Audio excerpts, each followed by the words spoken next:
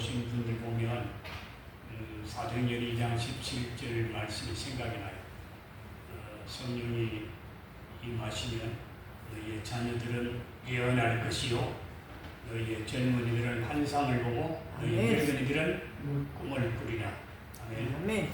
성령 안에서 여러분들이 나이를 잊어버리고 하나님 나라를 위해서 기도하고 또 꿈꾸고 또 영혼 구원을 위해서 세계 선교를 위해서 기도하시는 걸 보면서 제 자신이 도전을 많이 받습니다. 저희 동기들이 잠시 이제 동기들 보면 다 이제 우리 여기 장병호 목사님 우리 동기인데 다 은퇴를 하시고 현역에 저 혼자 나가 있어요.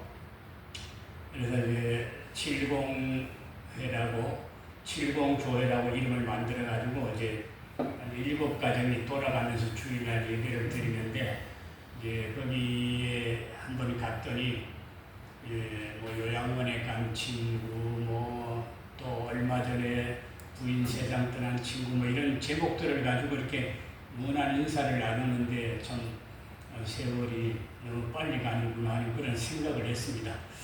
저도 이제 그런 종말론적인 생각을 하기는 하지만 그래도 하나님 은혜 가운데 제가 예수님 나이보다 훨씬 더 오래 살게 된 거죠. 제가 어릴 때부터 이제 병약한 병골이었기 때문에 내가 예수님 나이만큼만 살아도 많이 사는 거다 이런 생각을 많이 했습니다.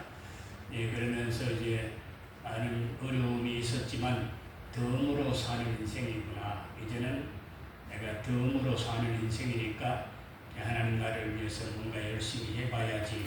하나님 앞에 섰을 때에 잘했다 칭찬받을 만큼 뭘 좀 하나님 앞에 들고 가는 것이 있을 정도가 돼야지 하는 그런 생각을 많이 했어요. 그게 이제 어릴 때는 감사하는 마음으로 당연히 하나님 앞에 열매를 드리고 싶어 했지만 나중에는 그게 또 부질없는 일이었어요. 뭐 하나님 앞에 잘했다 한들 그게 무슨 우리 자신들의 어떤 바벨탑 쌓는 것처럼 되는 거지. 그게 뭐 하나님 앞에 향기로운 예물이 될 것인가. 결국은 하나님 앞에 향기로운 예물은 내 영혼이 참 샛별처럼 빛나는 내 영혼의 아름다움이 제대로 갖추어졌다면 그게 하나님 앞에 영광이 아니겠는가 이런 생각도 해봅니다. 그럼에도 불구하고 요즘 이제 파리 올림픽을 통해 가지고 참가의 의미가 있다고 그런 얘기를 할 수 있어요. 내가 이래도 올림픽 대표 선수였다면 그렇게 떠들 수도 있는 거지만 그 주변에 만약에 메달을 딴 사람이 있다 그랬을 때는 내가 참가의 의미를 두는 것은 좀 무의미하잖아요. 거기서 파리에 가서 메달 따고 국위 선양한 사람도 앉아있는데 내가 이래도 뭐 참가의 의미가 있습니다 하고 올림픽 선수였습니다 뭐 이렇게 말하면 좀 부끄럽잖아요. 그래서 이제 요즘은 조금 종말론적인 생각에 더 보태어서 하나님 앞에 섰을 때에 한 번뿐인 찬스를 어떻게 좀 하나님 앞에서 잘했다 칭찬받을 만한 것이 무엇일까 하는 것을 고민을 많이 합니다. 그러면서 이제 제게 주어진 하나님의 어떤 그 은사였다 할까요? 이것은 제가 17살 때 황해도 출신 서울의 약수교회 목사님이 저희 모교회에 오셔서 시골에 오셔서 일주일 부흥회를 하셨는데요. 그 일주일 부흥회 때 제가 인생이 너무 답답하고 참 진학을 못하고 시골에서 농사만 지어야 되는 그 답답함 속에서 일주일 동안 부흥회를 꼬박 참석을 한 겁니다. 그때는 이제 새벽, 낮 공부, 그 다음에 이제 저녁 예배 3번 하는데 7번을 꼬박 참석을 했어요. 그러니까 월요일 저녁부터 토요일 밤까지 하는데 왜 그냥 원래 토요일 오전까지 새벽까지 하는데 교인들이 붙였어. 목사님 오늘 토요일 저녁까지 하시고 오늘 저녁 기차를 타고 서울로 가시면 내일 남녀에 설교할 수 있습니다. 그래서 이제 교인들이 붙잡아가지고 토요일 저녁까지 부흥회를 했는데요. 제가 그 부흥회에 개근한 거예요. 그러면서 이제 제가 하나님께 내 인생의 앞길 답답한 이 시골 농사꾼이 내 미래가 무엇인가 그렇게 기도하는 가운데 둘째 되는 날, 두 번째 그러니 거기에 화요일이거나 수요일 아침쯤 되었는데 하나님께서 제게 말씀하시는 거예요. 그 앞에 강당에 서 있는 강단에 서 계시는 그 두 강사님이 제 얘기를 자기 어릴 때 얘기를 하는데 제 얘기를 하고 있는 거예요. 그래서 뭔 얘기인가 하고 들어보니까 자기는 황해도 9월산 밑에서 자라났는데 누군가가 지나가면서 얘기했다는 거예요. 너는 앞으로 목사가 돼야 될 아이다. 그런 얘기를 하고 지나갔다는 겁니다. 근데 그 얘기를 듣는데 제가 황해도 9월산 밑에 서 있는 거예요. 지금 저 강사님 지금 내 얘기를 하고 있구나. 내가 이 땅에 태어난 것이 목사가 되어서 어렵고 힘든 사람들에게 희망을 주고 소망을 주기 위해서 또 예수 몰라서 어렵고 힘들고 노름과 또 술주정에 시달리고 있는 그런 사람들에게 빛을 주기 위해서 나를 이 땅에 보내셨구나. 그때 이제 그 국민교육원장이 있어서 우리는 역사적 사명을 띠고 이 땅에 태어났다. 그거를 늘 외워야 되는 그런 시절이 있었잖아요. 그것처럼 내가 이 땅에 태어난 것은 하나님께서 나를 목사 만들려고 그래서 어렵고 힘든 가정에 예수의 복음을 통해서 빛을 주라고 나를 이 땅에 보내셨구나. 그거를 이제 그날 깨닫게 되어집니다. 그때부터 제가 이제 의욕을 가지고 주경 야독을 하게 된 거예요. 그래서 서울 강의록이라는 그 강의록이 신문에 광고가 되어서 거기로 이제 연락을 해서 10월에 이제 아카시아 나무를 겨울에 하면 그 아카시아 나무 한 단을 묶어서 팔면 그게 20원이었어요. 그때 당시. 그래서 그거를 팔아가지고 이제 성경을 사는데 성경이 한 권에 그때 60원, 신구약 성경이. 그러니까 하루 종일 아카시아 나무를 한 짐을 해서 팔면 성경을 한 권을 살 수가 있었어요. 그래서 이제 저희 집에 성경이 없었기 때문에 이제 성경을 매일 2장씩 읽기로 부흥회 때 약속을 해서 교회 가서 강당 위에 있는 그 큰 성경책을 매일 읽었어요. 그러다가 이제 한 달 후에 성경 퀴즈 대회가 우리 모교에서 있는데 그때 제가 이제 입선하면서 그 입선하던 사람들이 12월 달에 연말 결선에 퀴즈 대회에 나가게 된 거예요. 그러니까 제 힘으로는 그때 신구약 성경을 살 수도 없었고 교회 앞에 있는 성경만 늘 가서 읽었는데 그 찬스를 제가 놓칠 수가 없는 거예요. 신구약 성경을 내가 올해 안에 마련하겠다고 부흥 강사님 앞에서 약속을 했고 성경을 매일 2장씩 읽겠다고 약속을 했는데 성경을 살 수 있는 돈이 내한테 없는 거예요. 60원이 아니라 600원이었어요. 600원이었기 때문에 아카시아 나무를 하루에 이제 3단씩 해서 60을 하면 열흘을 아카시아 나무를 해야 성경을 하나 사게 되는 거예요. 근데 그거를 내가 살 수 있는 여건이 안 되니까 마침 이제 어디에 서울에 취직하러 갔다가 그 취직이 안 되는 바람에 집에 들어왔는데 그날 저녁에 성경 퀴즈대 결선이 있는 거예요. 그래서 제가 이제 5월 달인가 등수에 들어갔기 때문에 거기에 이제 결선에 나갈 수가 있었습니다. 그날 저녁에 하나님께서 제 기도를 들어주시고 제가 성경 퀴즈대 1등하는 바람에 꿈에도 그리던 신구약 성경을 제가 받은 거죠. 그래서 이제 성경을 열심히 읽고 공부하면서 이제 그 해에 그 이듬 해에 또 고등학교 시험을 치려고 했는데 우리 집에서는 도저히 고등학교 갈 수가 없다. 또 한 해를 또 농사를 지으라는 거죠. 그래서 제가 2년 동안 농사를 지으면서 또 그 서울 강의로 공부를 해야 되는가 그러다가 제가 류마경에 걸렸어요.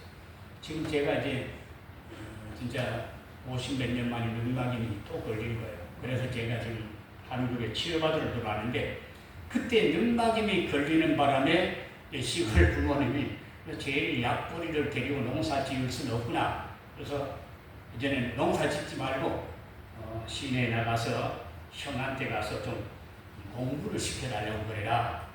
그런데 그때 마침 이제 부활주일이 지나면서 안동 우리 같이 다니는 이제 안동 성서신학원에서 후기 모집생이 왔어요. 추가 모집. 그래서 추가 모집이 한 달 후에 광고가 돼서 왔는데 딱 제가 세례를 받은 그 주일에 광고가 된 거예요. 추가 모집. 그래서 이제 그날 세례 받았으니까 제가 자격이 있다고 전부 교인들이 나를 돌아보는 거예요. 너를 위해서 지금 추가 모집이 온 거야. 너 세례 받았으니까 너 가도 된다는 거예요. 그래서 이제 그때 입학금이 7,000원 정도였어요. 7,000원 정도. 그러면은 성경 한 권이 600원 할 텐데 내가 성경 한 권도 못 사는데 내가 7,000원이 어디 있어서 신학원을 가겠습니까? 그래서 이제 형한테 가서 사정을 했더니 그러면 해라. 그래서 이제 제가 시계 귀신을 떨쳐버리고 공부의 길로 나갈 수 있는 길이 열려져요. 그러니까 그러면서 가서 이제 교사 생활하고 은혜 생활하고 맨날 성경 공부하고 하니까 이제 건강이 회복이 되어진 거지요. 그래서 제가 비용하면서 예수님보다 더 오래 살게 되어졌다는 게 그 얘기입니다. 이렇게 저는 건강에 자신이 없던 그런 사람이었어요. 근데 제 마음에 이제 이런 생각이 들었어요. 공부를 하면서 느껴보니까 목사가 되는 걸 너무 힘들어서 목사가 되기보다는 주일학교 부장을 하는 게 좋겠구나. 그래서 목사 되면 맨날 여전투나 또 여자 권사님들 데리고 이렇게 어슬렁어슬렁 거리면서 이렇게 신방하고 뭐 이러는 게 제 스타일이 안 맞는 거예요. 그래서 그거보다는 내가 차라리 가서 시골 교회 가서 주일학교 부장을 하면서 내가 하고 싶은 것, 우리 부모님이 산을 개척해서 산에 이제 개척하고 뭐 매일 우리가 가서 산전을 일구어서 거기에 거름을 집어넣고 뭐 고추밥 만들고 뭐 가지밥 만들고 이런 걸 많이 했습니다. 그러다가 제가 이제 능막염이 걸렸던 건데 그게 하는 게 낫지. 내가 권사님들 뒤 공문이나 따라다니면서 어슬렁어슬렁거리면서 신방하는 게 제 체질이 안 맞는 거예요. 그래서 이제 검정고시 한번 떨어지고 나서는 옳다 잘 됐구나. 검정고시 안 붙여주셨는데 뭐 내가 신학교를 어떻게 가? 그러면서 이제 집어치우고 공부하던 모든 과학기록이나 모든 책을 다 팔아가지고 하모니카 하나 사서 시골에 가서 내가 하모니카 불면서 주일학교 반사나 해야 되겠다. 이렇게 생각을 했습니다. 그런데 이제 그게 제 뜻대로 되지 아니하고 하나님께서 졸업식 날 어떤 집사님이 와서 저를 보고 야단을 치게 된 거예요. 검정고시 한번 쳐서 떨어졌다고. 4과목이 떨어졌어요. 6과목, 9과목 중에서 이제 5과목 이제 4과목이 떨어졌는데 한 번만 더 치면 될 거를 왜 그렇게 포기하거든요. 그러면서 뭐 야단도 치고 막 어르고 달리고 그래서 제가 살짝 넘어간 거예요. 다시 한 번 더 시험을 쳐. 그랬는데 또 그날 저녁에 친구 목사가 지금 목사대에서 은퇴를 했지만 친구가 우리 하늘 선배예요. 그래가지고 지금 우리 고향 교회에 전도사님이 갑자기 나가시는 바람에 이번 주일부터 예배 볼 사람이 없다고. 그러니까 이 선생 당신이 가가지고 우리 고향 교회를 목회를 하세요. 자꾸 권하는 거예요. 근데 이거 어떻게 하냐. 내가 지금 다 보따리 싸서 고향으로 간다고 책은 팔아먹고 모든 짐은 다 이제 고향에 보내버렸는데 지금 내가 어떻게 한다는 말이냐. 공부를 한 번 더 해. 또 시골교회 전도사도 해. 이런 고민을 하다가 그날 저녁에 기회 결단했어요. 한번 시험 쳤다가 다시 포기할 수 있냐. 한 번 더 시험을 치는 걸로 하고 또 시골교회도 찬스가 왔으니까 재건복, 옛날 우리 교복은 재건복이 있어. 까만 재건복을 입고 운동화를 신고 그 시골교회에 부임을 했습니다. 그래서 이제 그때부터 목회가 시작이 되는 게 지금 53년째가. 그러니까 참 하나님이 원치 않은 길이었지만 저를 그렇게 인도해 주셔가지고 53년 동안 목회를 하고 교회 일을 하면서 제 사명이 무엇인가 하는 걸 종종 이렇게 되돌아보게 된 겁니다. 그래서 제 느낌이 하나님께서 나를 살려주셨는데 죽음의 길에서 나를 여러 번 살려주셨는데 특별한 어떤 은혜이지 그러면 특별하게 내가 하나님 앞에 다른 사람과 달리 감사해야 될 일이 있지 않는가 이런 생각을 했습니다. 근데 그 중에 하나가 선교사에 대한 얘기가 나올 때마다 그건 내가 한 번은 가야지 하는 생각을 하게 된 거예요. 왜 그러냐면 사도행전 1장 8절에 성령이 너에게 임하시면 너희가 권능을 받고 예루살렘과 온 유대와 사마리아와 땅끝까지 이르러 내 증인이 되리라. 그럼 예루살렘과 온 유대는 분명히 내 지역과 내 고향 동네 부분을 사역하는 게 맞는 건데 이 사마리아와 땅끝이라는 이 과목이 이게 부담이 되는 거예요. 그러니까 저는 이제 공부에 대해서는 뒤처지고 싶은 마음이 없고 공부라 그러면 어느 과목이든지 좀 그래도 어느 정도는 잘해야 되잖아요. 물론 저는 이제 평생 체육에 대해서 잘 못했어요. 체육 시간에는 땡땡이를 치거나 뭐 예배가 되거나 이렇게 할 게 많은데 다른 과목은 제대로 하고 싶었는데 이 사도행전 1장 8절에 나오는 과목도 내 집안 전도라든가 내 지역사회 전도라든가 고향 쪽의 전도는 했잖아요. 개척교회도 그쪽에서 했고 집안 전도도 어느 정도 해서 안 믿는 조상 숭배하는 가정이 온 집안이 다 예수 믿고 그렇게 되도록 다 됐고 그런데 이 사마리아와 땅끝에 대한 과목은 내가 점수를 제대로 못 받을 것 같은 생각이 드니까 제가 이쪽을 해야 되겠다. 그래서 이제 한 번은 해외 선교를 갔다 와야 되겠구나. 이런 도전을 받게 된 겁니다.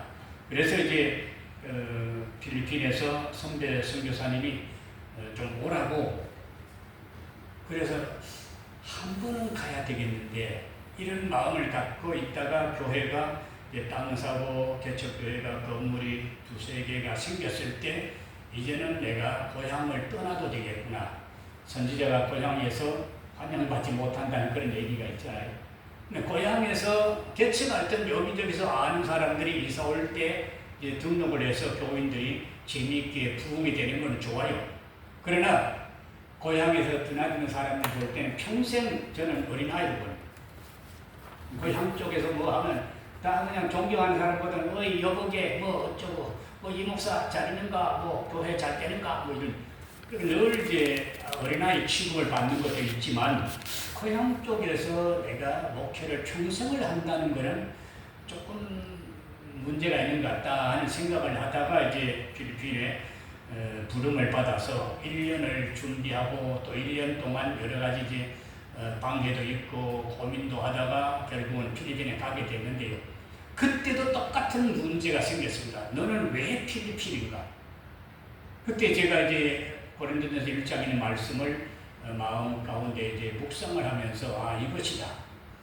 하나님께서는 약한 자를 택하여 강한 자를 부끄럽게 하시고 없는 자를 택하여 있는 자를 부끄럽게 하여 하시며 참 가난하고 없는 그런 나약한 사람을 통하여서 어리석은 사람을 택하여서 지혜로운 자를 부끄럽게 하여 하시는 이것인데 그 지역은 한국보다가 더 어렵고 힘든 사람이 많고 가난한 사람이 많고 병약한 사람이 많다는데 내가 거기 가서 예수 그리스도의 복음을 조금이라도 나눌 수 있다면 그것이 제게 주신 하나님의 사명이 아니겠는가 그런 마음을 하게 된 겁니다. 그래서 제가 35년 전에 필리핀을 향해서 나아가게 된 거고요.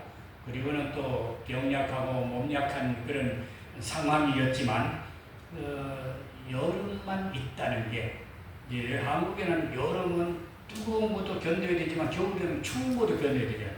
그러니까 저같이 이제 몸이 약한 사람은 더위와 추위 두 가지 대비하는 것보다는 더위 한 가지만 대비하는 게 쉬운 거예요.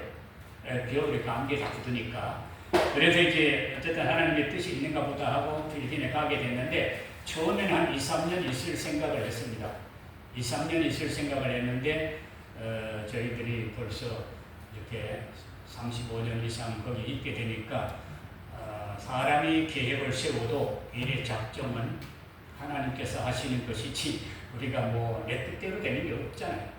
그래서 거기 있다 보니까 또 일을 좋아한다는 게 저는 뭐 일 중독자라고 저희 아내가 자꾸 얘기를 해요. 그렇지만 일 중독이라기보다는 제가 받은 은혜가 죽어 마땅한 사람이 또 죽을 수밖에 없었던 사람이 살아있다는 것에 대한 그 감격이라는 것이 결국은 내 몸으로 하나님 앞에 사한 제물이 되고 싶어하는 그런 마음이 또 있는 거잖아요.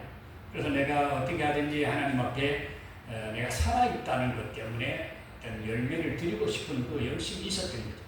그래서 이제 열심히 목회도 하고 이렇게 해보았지만 그 지역에 2년이 됐을 때 그 제가 일하던 그 클라크 미군 부대가 있던 그 지역에 화산이 터진 거예요.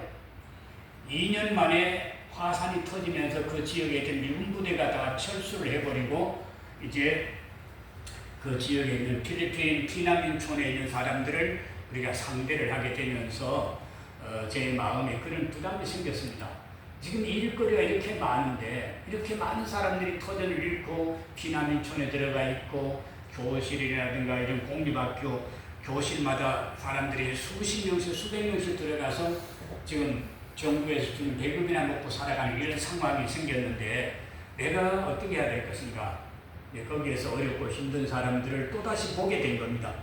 그래서 어느 날 제가 화산은 계속 터지고 연기가 오르고 또 화산재가 날리기 때문에 제가 이제 기관지가 안 좋은 상황에서 화산재가 풍기는 그런 데서 계속 살기가 어려운 거예요.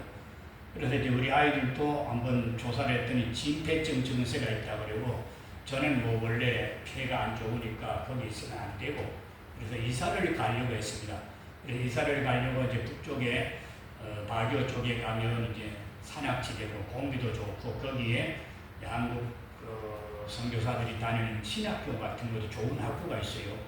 그쪽으로 올라가서 거기서 공부를 해야 되겠다. 이제 미군 가족도 다 철수했으니까 그렇게 해야 되겠다 하고 이제 한 번은 이제 오늘 또 이제 거기를 좀 알아보아야 되겠다 그런 생각을 하고 집을 찾고 있었는데 아침에 이제 큐티를 하잖아요. 성경 묵상을 하는 시간이 조금 늦어져서 아침을 먹고 성경 묵상을 하고 있었어요. 근데 그 묵상에 누가복음 10장이 나온 겁니다. 누가복음 10장 여러분 잘 아시다시피 이제 그 선한 사마리아의 비유인데 그 내용 가운데 묵상을 하다니까 누가 강도 만난 자의 이웃이 되겠느냐. 예수님께서 그 청년 관원에게 질문을 한 거죠. 그런데 그 질문이 이제 재개하는 거예요. 누가 강도 만난 자의 이웃이 되겠느냐. 그래서 제가 주님 누가 강도를 만났는데요? 제가 되물었어요. 그랬더니 예수님 대답을 안 하시는 거예요. 그럼 내가 아는 사람 중에 강도를 만난 사람이 있는가? 돌아보니까 그 화산재로 100만 명이 지금 피난민촌에 들어가 있는데 홍수가 나고 화산이 터져서 그 주변에 다 묻혀버렸기 때문에 집을 잃은 사람, 전답을 잃은 사람들이 엄청 많은 겁니다. 그런 사람들이 100만 명이나 피난민촌에 흩어져 있으니까 그 사람들이 강도 만난 사람과 똑같은 거예요. 그게 강도 이름이 뭐냐? 피나투보 화산인 거예요. 화산이라는 놈이 강도질을 한 거죠. 그러니까 학교도 못 가고 사람들이 피난민촌에 들어가 있는데 너는 지금 강도 만난 사람들이 100만 명이나 피난민촌에 흩어져 살고 있는데 그 사람들을 위한 선한 이웃이 될 생각이 없냐? 너 이사 갈 생각만 하고 있느냐? 그렇게 말씀하시니까 제가 깜짝 놀랐어요. 그러면 저 북쪽으로 가서 그냥 공부나 하려고 하는 생각을 접어야 되겠습니다. 그래서 제가 마음을 정리를 하고 이사 나가면 안 되겠구나. 이 지역에서 계속 선교를 해야 된다는 게 하나님의 뜻이라면 내가 여기서 피난민촌을 다니면서 복음을 전해야 되겠구나. 마음을 이제 고쳐먹고 그 지역에서 선교를 계속하게 된 겁니다. 오늘날까지. 그런 일이 있었습니다. 그래서 제 마음 가운데 누가 뭐라 그래도 방해할 수 없는 것. 그거는 어렵고 힘든 사람들에게 예수님의 사랑을 나누어 줘야 된다. 강도 만난 사람처럼 어렵고 힘들게 살아가는 사람이 세상에 얼마나 많은데 그들에게 예수 사랑을 나누어 주는 일을 위해서 너는 이 땅에 보냄을 받은 사람이다. 그거죠. 그거를 제가 하다 보니까 35년 동안 했고 또 한국교회가 저를 또 화산 터질 때부터 기억하기 시작해서 한참 많이 개척을 지원해 줄 때는 1년에 한 서너 군데씩 개척을 했어요. 왜냐하면 우리가 이제 억지로라도 신학교를 하라고 자꾸 그 이원 목사님들 그중에 이제 한 의원인데 부천 쪽에 그쪽에 그 김포 쪽에 그쪽에 있는 분들이 그냥 이 선교사가 필리핀에서 신학교를 해야 된다고 야단 법석을 해가지고 제가 이제 신학교를 땅을 사고 신학교 짓고 억지 춘향으로 밀려서 신학교를 했습니다. 30몇 년째 지금 32년째 신학교를 하고 있는데 그러니까 그 신학생들과 같이 교회 개척을 해야 됩니다. 이걸 억지로 지금 하나님께서 짐을 맡겨가지고 하다 보니까 한 50여 교회가 이제 우리 몇 군데 노회에 개척이 되어지고 대부분 이제 건축을 거의 마쳤어요. 건축을 거의 마치고 한두 군데만 지금 겸해서 모이기도 하고 학교에서 모이기도 하고 그렇게 하는 데가 있지만 대부분 이제 건축을 할 수 있게 된 것을 참 감사하게 생각합니다. 그래서 제가 지금도 이제 필리핀을 왜 자꾸 떠나들여야 되느냐, 그 중에 하나가 문제가 뭐냐면 이 시골 교회 문제가 한국도 잘 해결이 안 되잖아요. 제가 이제 한 50여 교회를 개척을 했는데 그 중에 눈에 밟히는 교회들이 한 10군데가 있습니다. 근데 10군데에 대해서 이제 장로교이기 때문에 노회에서 상예비를 제대로 받으면 시골교회 미자립비를 도와주잖아요. 근데 이게 이제 필리핀에는 정착이 잘 안 되는 겁니다. 필리핀 사람은 아직도 이제 자기들 생각할 때는 자기들 복을 더 받아야겠지 우리가 복을 더 나눌 수 있는 사람은 아니라는 생각을 자꾸 해요. 그래서 이거를 이제 좀 봐줘서 시골 교회들이 큰 교회들의 도움이나 이 선교부를 통해 가지고 자동적으로 기초생활비라도 해결이 될 수 있도록 만들어줘야 내가 한국에 와서 총회 연금을 받아 먹고 또 배탈이 안 나지 싶은 생각이 드는 너는 총회 연금 받아 가지고 기초생활비 뭐 노령연금 무슨 연금을 받으려고 하면서 필리핀 사람한테는 왜 그렇게 연금성 그 은퇴한 사람들한테 자동으로 뭐 주는 거마비나 뭐 이런 쌀 한 자루 값이라도 왜 안 주냐 하는 거예요. 그걸 이제 지금 만드느라고 제가 왔다 갔다 하고 합니다. 제가 왜 이런 얘기 하냐면 아무리 한국이 잘 사는 나라로 들어가도 어렵고 힘든 사람 다 있어요. 예수님 말씀 가운데 내가 올 때까지 가난한 사람이 있다고 그랬잖아요. 가난한 사람은 예수님 오실 때까지 세상에 존재할 수밖에 없는 겁니다. 그러니까 가난한 사람만 위해서 사는 것보다는 예수님을 위해서 내가 아름다운 영혼을 가꾸고 예수님과 관계가 좋아지는 게 그게 더 중요한 거죠. 그럼에도 불구하고 어렵고 힘든 사람을 도울 때 곧 소자 하나에게 한 것이 내게 한 것이니라 마태복음 25장에 나오는 그 말씀이 곧 예수님 대적하는 길이잖아요. 그러니까 그것을 제가 이제 떠나보낼 수 없는 그것은 제게 주어진 사명이다. 그런 생각을 합니다. 그래서 여러분들이 기도해 주시기를 바라는 것이 우리가 뭐 어렵고 힘들게 살아왔고 김연애 목사님이 자기가 돈 벌어가지고 고래등 같은 시골집을 사놓기도 하고 그랬지만 제가 알기로는 이원 목사님도 그렇게 뭐 부잣집은 아니거든요. 면장 아들. 면장 아들. 그래도 그 골짜기에 뭐 면장이라 그래봐야 뭐 큰 부자고. 우리 다 어려운 과거를 우리가 다 지내고 있어요. 그럼 어렵게 살았던 한국 사람들이 인정이 세계에서 제일 많은 사람. 왜 하나님께서 우리 이 단군의 후예들에게 홍익인간의 정신을 모든 사람들에게 널리 유익하게 하라는 그 정신을 십계명 비슷한 정신을 왜 이 단군의 후손들에게 주었는가? 우리에게 특별한 사명이 있다는 거죠. 어렵고 힘든 세월을 다 살아왔으면서 우리가 거만하지 못하도록, 교만하지 못하도록 하는 그 DNA를 성령으로 우리 민족에게 주셨다는 거예요. 어렵고 힘든 사람들을 돌보면서 그들에게 통전적인 선교를 해라는 거죠. 그래서 제가 이제 그 일을 조금이라도 해보려고 몸부림을 치고 있는 겁니다. 그러다가 하나님 앞에 섰을 때에 하나님이 맡겨준 사정대로 달려갈 길을 어느 정도는 달리고 왔습니다. 저는 뭐 솔직한 얘기로 금메달 번이야 들어가겠습니까? 그러나 그냥 하나님께서 긍휼히 여겨주셔서 제가 하나님 앞에 빛나는 영혼이 되어서 서고 싶은 마음입니다.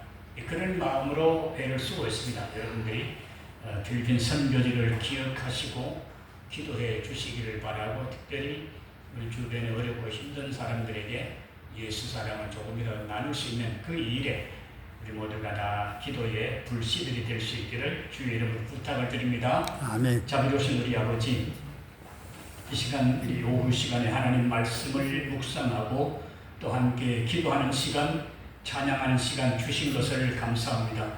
내 일생 소원은 늘 찬송하면서 주께 더 가까이 가길 원합니다.